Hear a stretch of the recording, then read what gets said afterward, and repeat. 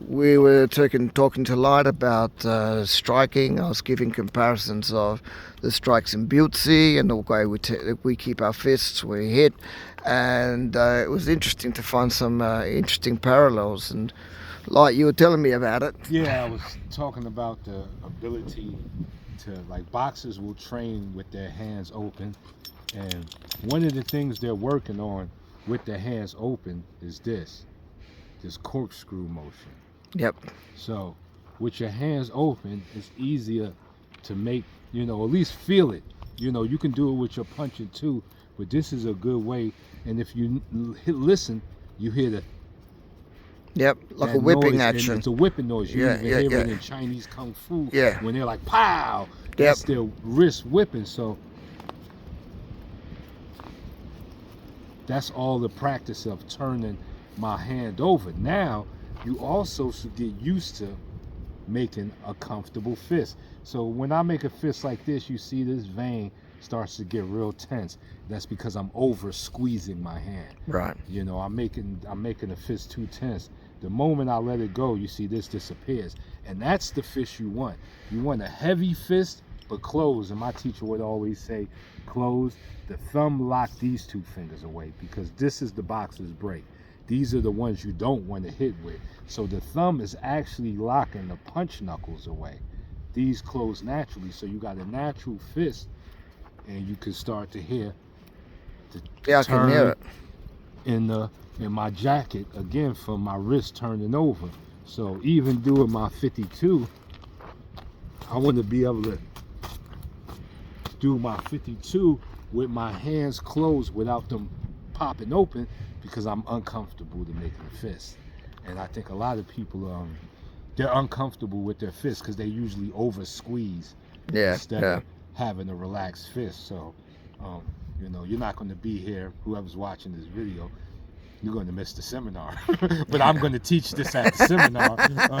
So you're just only going to get a chance to see this on the video. But we're going to learn this too, is that 52 is not just this open hand thing. It could be a closed fist, but there are advantages to having an open hand. What if I'm facing somebody that I know is going to go for the grab? Yeah. So now I have a immediate stop. But even in boxing, from my Spanish teacher, they have this. And you see this curve of the wrist. So they would literally use that as a hook to pull your hand down. So he taught me that when you're fighting somebody, so me looking at you now, and I have my boxing position, you see my knuckles are facing upward.